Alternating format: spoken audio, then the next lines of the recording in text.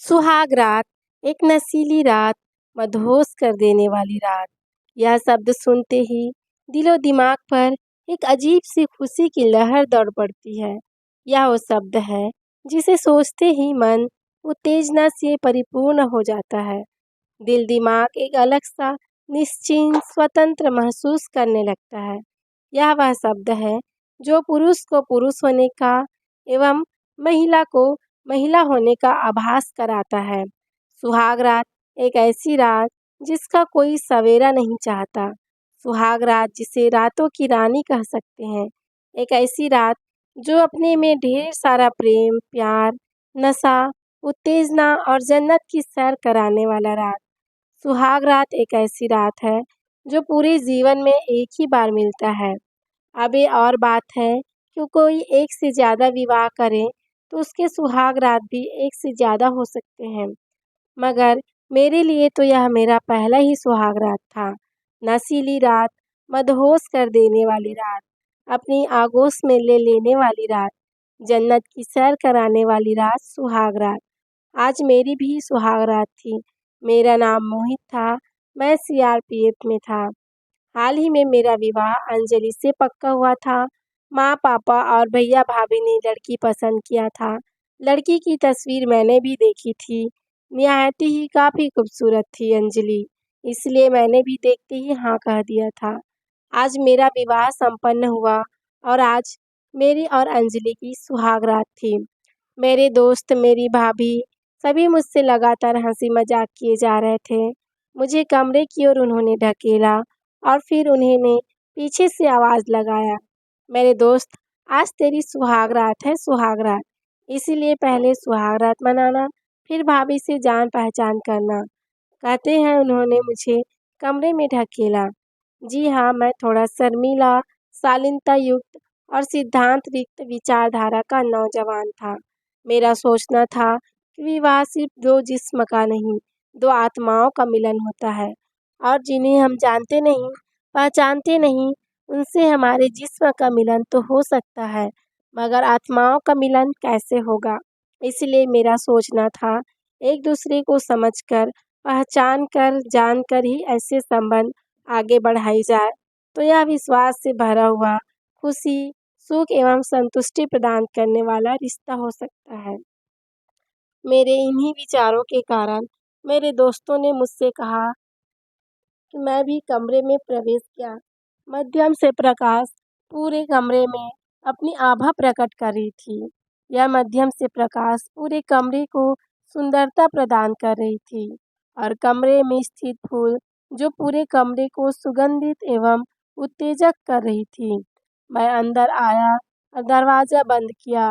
फिर मैं आगे बढ़कर पलंग पर बिस्तर पर अंजलि के ठीक बगल में बैठ गया और फिर अंजलि से बात करने लगा।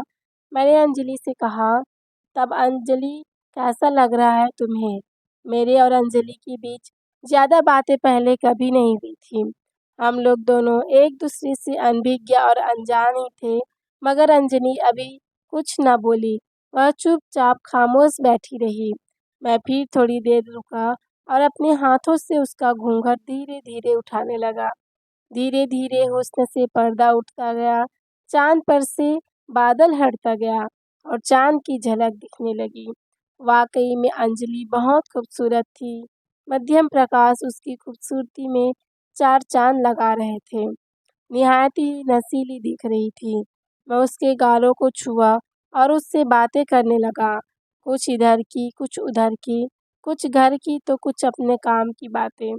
करते करते हम एक दूसरे को पकड़े वहीं लेट गए और धीरे धीरे अंजलि भी अब खुलकर मुझसे बातें करने लगी थी। कुछ वह कहती, कुछ मैं कहता। हम फिर खूब हंसते, फिर बातें करने लगते। ऐसे ही करते करते न जाने कब कमबख्त रात गुजर गई, पता ही नहीं चला। सुबह भाभी ने दरवाज़ा खटखटाया, पर सुबह के 8 बज रहे हैं। भाभी ने हंसते हुए मजाक वाले लहजे में आवाज़ दिया, क्या बहुरिया, रात खत्म हो गई? अब तो बाहर आ जाओ। फिर रात आएगी तो देवर जी के पास चले जाना। कहते हुए भाभी किचन की तरफ बढ़ी। अंजलि जल्दी जल्दी उठी और बाहर की ओर निकलने लगी। मैं चादर खींचकर वहीं सो गया। घर से बाहर की ओर निकला। दोस्त लोग बार बार फ़ोन कर रहे थे। उनसे मिला, उन्होंने अपना मजाक करना शुरू कर दिया। यार बताओ ना, रात में क्या क्या हुआ था। मैं हंस कर टाल देता, अरे छोड़ो ना, जब तेरी होगी तो देख लेना। ऐसे करते करते घूमते फिरते वह दिन भी निकल गया। रात हुई, फिर एक बार मैं और अंजलि कमरे में आपस में हंसी मजाक करने लगे। ढेर सारी बातें करने लगे। बातें करते करते मैं उसके बालों को सहलाता तो कभी उसके कानों को। वह भी शर्माती और कभी मुझे एक ओर ढकेलती तो कभी अपनी ओर खींचती। रात भर खेलते खेलते ऐसे ही कमबख्त। फिर एक बार सारी रात गुजर गई, पता ही नहीं चला। और आज फिर मेरी सुहाग रात अधूरी ही रह गई, पूरी ना हो सकी। भाभी ने फिर आवाज़ लगाई, बहुरिया जागो, तुम्हारे बाबूजी आए हैं तुम्हें ले जाने, विदाई कराने कहकर वह आगे की ओर बढ़ गई। अजी उठिए, पापा आए हैं आज मेरी विदाई कराने। सो आप भी चलिए, पापा से मिल लीजिए। मैं भी जल्दी जल्दी उठा और तैयार होकर बाहर की ओर निकला। कुछ समय के बाद अंजलि मुझे बाय बाय करते गाड़ी में बैठ गई। मैंने भी उससे बाय बाय का इशारा किया, फिर उसके करीब जाकर उसे गले से लगा लिया और उसे विदा किया। विदा होकर वह अपने घर की ओर चली गई और एक दिन के बाद मैं भी अपने पोस्टिंग पर निकल पड़ा। अंजलि अपने घर पहुंची, सामान घर में रखा और कमरे में मुंह फुलाकर बैठ गई। उसकी भाभी आई और बड़े ही मजाक वाले मूड में उसके गालों को खींचते हुए बोली, क्या हुआ, बहुत थक गई हो। दामाद जी ने 2 रातों में सोने भी नहीं दिया। पूरे घर को छोड़कर अकेली कमरे में बैठ गई, मगर अंजलि मुंह फुलाए कुछ न बोली। वह अंजलि के मुंह को पकड़े हुए उससे बोली, क्या हुआ देवरानी जी, क्या बात है। आते ही आप इतनी नाराज क्यों हो गई, जानकारी नहीं ली थी क्या। क्यों, ऐसा क्या हो गया, आश्चर्य से भाभी बोली। मर्द है ही नहीं, अंजलि बोली। नामर्द क्यों बोल रही हो, ऐसा भला कैसे हो सकता है, आश्चर्य से भाभी बोली। फिर अंजलि ने अपनी भाभी को अपनी सुहाग रात का सारा किस्सा कहा सुनाया कि कैसे 2 रात मोहित अपनी सच्चाई छुपाने के लिए बातें बनाकर और चुम्मा चाटी करते हुए गुजार दिया था। यह सब बातें सुनकर भाभी अपनी सास की ओर दौड़ी। यह बात आग की तरह पूरे घर में फैलने लगी थी। भाभी दौड़कर अपनी सास को बताई, यानी अंजलि की माँ को। अंजलि की माँ गुस्सा होते हुए अंजलि के पिता से सारी बात कह सुनाई। यह सब सुनकर अंजलि के पिता बहुत क्रोधित हुए और उन्होंने आनन फानन में मोहित के पिता को फ़ोन लगा दिया। फ़ोन की घंटी बजी। मोहित के पिता ने फ़ोन का रिसीवर उठाया और बोले, हेलो, बोलिए समधी जी।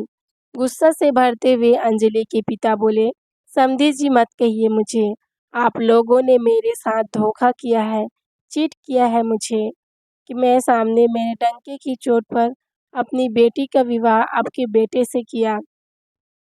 आपको तो मैं भला मानुस समझता था, मगर आप लोगों ने मुझे धोखा दिया। मुझे मैं छोड़ूंगा नहीं किसी को। अरे समधी जी, बात तो बताइए, आखिर हुआ क्या है और क्या चीट हमने किया आपसे। आपने जो कहा, जैसे कहा वैसे ही तो शादी हुई, फिर इसमें चीट और धोखा शब्द कहाँ से आ गए। गुस्से से भरते हुए मोहित के पिता बोले, चीट, जी हाँ चीट, क्योंकि आपका बेटा नामर्द है और आपने एक बार भी मुझे नहीं बताया। गुस्से से अंजलि के पिता बोले, नामर्द और मेरा बेटा, एक ऐसी पागलों वाली बात कर रहे हैं आप। पागल हो गए हैं क्या कि सुबह सुबह ज़्यादा पी ली है। मेरा बेटा नामर्द है और मुझे इतने सालों में पता भी नहीं चला। यह भला कैसे हो सकता है। गलत बात मत कीजिए समधी जी। गलत बात तो आप बोल रहे हैं समधी जी, क्योंकि आपने धोखा दिया है। आपका बेटा नामर्द था और आपने झूठ बोलकर उसे मेरी बेटी के पल्ले बांध दिया। ये आपने ठीक नहीं किया। धोखा किया मेरे साथ, इसका बदला तो मैं ज़रूर लूँगा। गुस्सा में कहते उन्होंने फ़ोन का रिसीवर रखा। अब गुस्सा से भरते हुए मोहित के पिता ने मोहित की माता को आवाज़ लगाया। अजी सुनती हो? मोहित की मम्मी, थोड़ा जल्दी इधर आना। हाथों में बर्तन लिए दौड़ते हुए मोहित की मम्मी आई। हाँ जी कहिए, काहे सुबह सुबह इतने गुस्से में हैं? अरे गुस्से में क्यों ना हो, अंजलि के पिता बोल रहे हैं कि हमारा बेटा नामर्द है। यह मैं क्या सुन रहा हूँ? क्या बकवास कर रहे हैं आप? हमारा लड़का नामर्द है? कौन कह रहा है? यह सब सरासर झूठ है। गुस्से से भरती हुई बोली, अंजलि के पिता बोल रहे हैं। और कौन बोल रही है? अंजलि के पिता को यह झूठी बात किसने कही? कौन बोली? अंजलि बोली होगी। लड़का मर्द है कि नामर्द है, उसकी पत्नी से बेहतर और कौन बताएगा? कुछ तो ऐसी बात रही होगी ना, जिस वजह से अंजलि ने अपने पिता से ऐसा कहा कि मोहित नामर्द है। जरा पता तो करो कि आखिर माजरा क्या है। सोचते हुए मोहित की मम्मी किचन की ओर प्रवेश की। फिर मोहित की भाभी ने से मोहित की मम्मी ने सारी बात कहा सुनाई। मोहित की भाभी भी यह सब सुनकर आश्चर्यचकित थी, मगर फिर भी वह मोहित की मम्मी को समझाते हुए बोली, आप चिंता ना करें माँ जी, मैं मोहित से बात करके देखती हूँ। कहकर वह टेलीफोन की तरफ बढ़ी। फिर उसने मोहित को टेलीफोन लगाया। फ़ोन की घंटी बजी। उधर मोहित के यूनिट के किसी फौजी ने फ़ोन उठाया। हाँ कहिए, कौन बोल रहे हैं? आवाज़ आई। जी मैं मोहित की भाभी बोल रही हूँ, ज़रा मोहित से बात करनी है। ओके, थोड़ा इंतज़ार करिए, हम तुरंत मोहित को बुलाते हैं। कहते हुए वह व्यक्ति मोहित को बुलाने चला गया। थोड़ी देर बाद मोहित आया। उसने फ़ोन का रिसीवर उठाया और बोला, हाँ भाभी प्रणाम, बोलिए कैसे याद किया? देवर जी, यह सब हम क्या सुन रहे हैं? भाभी बोली, क्या सुन रहे हैं? मतलब? भाभी मैं कुछ समझा नहीं, मोहित बोला। फिर भाभी ने सारा किस्सा कहा सुनाया कि सभी लोग तुम्हें नामर्द कह रहे हैं। यह सब सुनकर मोहित बड़ा क्रोधित हुआ और गुस्से से भरते हुए बोला, सच भाभी, शराफत का तो जमाना ही नहीं रहा। आप तो मेरा नेचर, स्वभाव जानती थी। मैंने अपने स्वभाव के अनुसार ही कार्य किया था, मगर लगता है कि अब मुझे अपना स्वभाव को बदलना ही होगा। खैर कोई बात नहीं भाभी, मम्मी पापा से कहिए कुछ दिन रुके, उसके बाद फिर जैसी सबकी मर्जी। कहते हुए उसने फ़ोन रखा और कुछ दिनों की छुट्टी के लिए उसने अर्जी डाल दी। मोहित को छुट्टी मिल गई। मोहित अपने घर पहुंचा। घर पर मोहित के मम्मी पापा सभी नाराज़गी से भरते हुए उससे दूर दूर ही थे। मोहित अपनी भाभी के पास पहुंचा और बोला, भाभी आप लोग चिंता मत कीजिए, मैं आज ही अपने ससुराल जा रहा हूँ। 2 दिन में वहाँ से वापस आऊँगा। उसके बाद मम्मी पापा को बोलिएगा, जैसा उन लोगों को ठीक लगे वैसा करेंगे। मैं भी उनका औलाद हूँ, बेटा हूँ। मैं उनकी इज्जत डूबने नहीं दूँगा। और रही बात मेरी, तो मैं अभी अपने ससुराल वालों को बताता हूँ कि मैं मर्द हूँ या नामर्द हूँ। कहते हुए मोहित अपने ससुराल की ओर निकल पड़ा। कुछ समय की यात्रा करने के पश्चात मोहित अपने ससुराल पहुंचा। अपने ससुराल के दरवाजे पर खड़ा कॉल बेल की घंटी बजाई। अंदर की तरफ से आवाज़ आई, हाँ कौन? रुको मैं आती हूँ। कहते हुए अंजलि के भाभी ने दरवाज़ा खोला। देखा सामने मोहित खड़ा था, एक सूटकेस लिए, मगर दरवाजे खोल कर वह कुछ बोली नहीं, सिर्फ हाथों से उसे अंदर आने का इशारा किया और खुद भी अंदर की ओर बढ़ गई। आगे चलकर उसने मोहित को एक कमरे की तरफ इशारा किया और उस कमरे में जाने को कहा। मोहित भी अपना सामान लिए उस कमरे में पहुंच गया। सामान को रखकर वह वहीं पलंग पर चुपचाप बैठा रहा, मगर कोई उससे बातें करने वाला, उसे पूछने वाला वहां कोई न था। शायद किसी को कोई परवाह ही नहीं थी कि उसके घर का दामाद पहली बार उसके घर में आया है। मोहित भी चुपचाप पलंग पर बैठा रहा।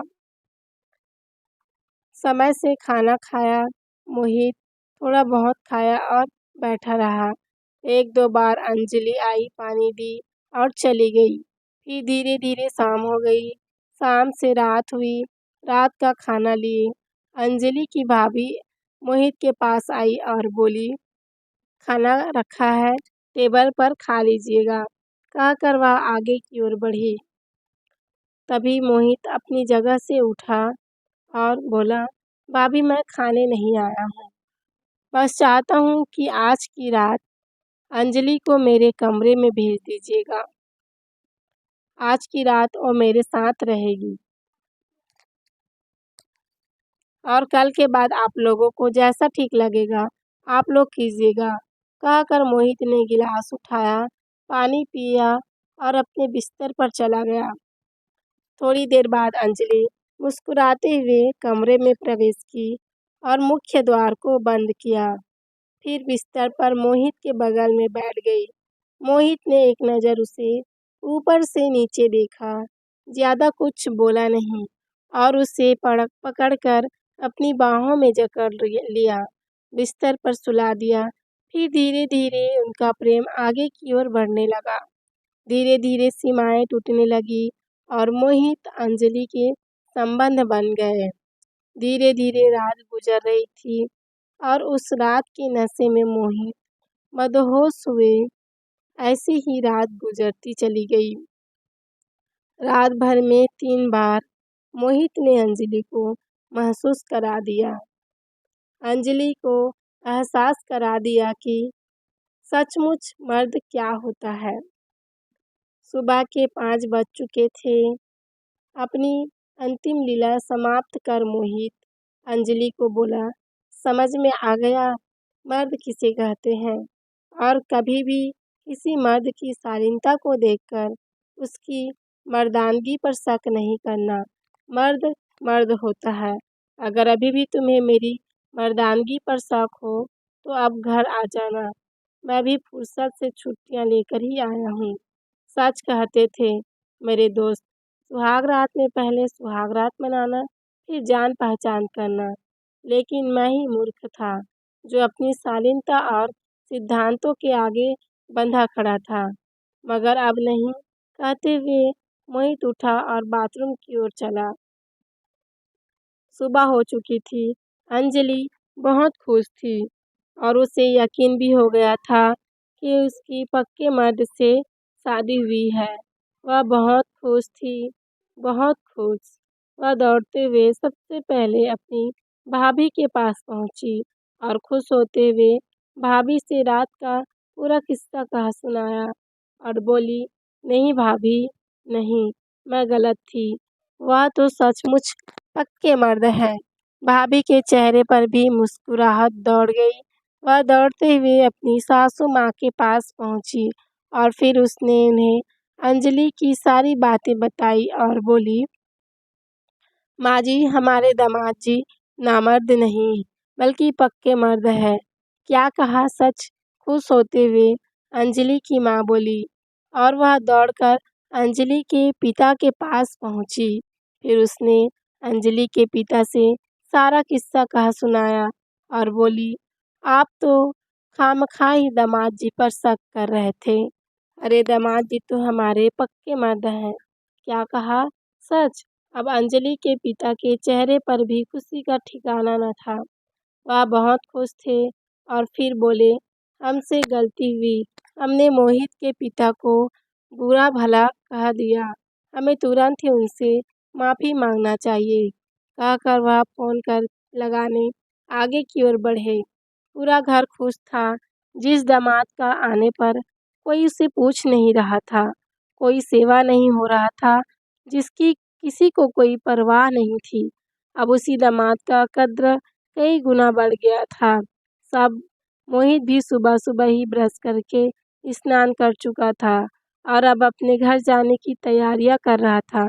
तभी अंजलि की भाभी हाथों में खाने की थाली लिए, थाली में गर्मा-गर्म पूड़ियाँ, कई प्रकार की सब्जी, अचार, मिठाइयाँ आदि सजाकर मोहित के पास पहुँची और खुश होते हुए प्यार भरे लहजे में बोली, "अरे दामाद जी, सुबह-सुबह कहाँ जाने की तैयारी कर रहे हैं?" "अपने घर भाभी जी, और कहाँ?" अपने कपड़ों को बैग में भरते हुए मोहित बोला। "अरे ठीक है दामाद जी, घर तो जाना ही है। पहले कुछ खा तो लीजिए।" कहते हुए अंजलि की भाभी ने थाली मोहित की तरफ बढ़ा दिया, लेकिन मोहित थाली को एक तरफ करते हुए बोला, "किसी को मेरी परवाह नहीं थी। अब हमारी याद आई, इसीलिए मुझे इस खाने की कोई आवश्यकता नहीं है। खाने की ज़रूरत तो मेरे सिपाही को है।" कहते हुए मोहित ने अपना बैग उठाया और आगे की ओर बढ़ा और फिर मुड़कर बोला, "तो ठीक है भाभी, चलता हूँ अपने घर। अब तो आप लोगों को यकीन हो गया होगा कि मैं मर्द हूँ, और अगर अब भी कोई शंका हो तो पहले मुझे बताना, मेरे घर वालों को नहीं, क्योंकि गोली तो मुझे ही चलानी है। ठीक है, अब मैं जा रहा हूँ। जब इच्छा हो अंजलि को भेज दीजिएगा।" कहते हुए मोहित एक झटके से घर से बाहर की ओर निकला और अपने घर जाने के लिए बढ़ा। मोहित रास्ते भर सोचते जा रहा था, सच मेरे दोस्त कहते थे, इस जमाने में, आज के समय में शालीनता, सिद्धांत, आचरण, इनका कोई मोल नहीं है। दिल की भावनाओं को कोई समझना ही नहीं चाहता। सभी को बस अपनी-अपनी ज़रूरत की पड़ी है। धैर्य नाम की तो कोई चीज़ ही नहीं है आज के लोगों में। बस सभी को अपनी-अपनी ज़रूरतों की पड़ी है। चलो अच्छी बात है। कहते हैं ना, हर घटना दुर्घटना को ज़रूर दे जाती है, और आज मैंने भी सीख लिया। सोचते हुए वह अपने घर की ओर बढ़ा। तो दोस्तों, आपको ये स्टोरी कैसी लगी? यदि आपको स्टोरी पसंद आए और मेरी वॉइस अच्छी लगे तो प्लीज़ चैनल को लाइक, शेयर एंड सब्सक्राइब करें। Thank you for watching. मिलते हैं अपने नेक्स्ट वीडियो में। Thank you watching.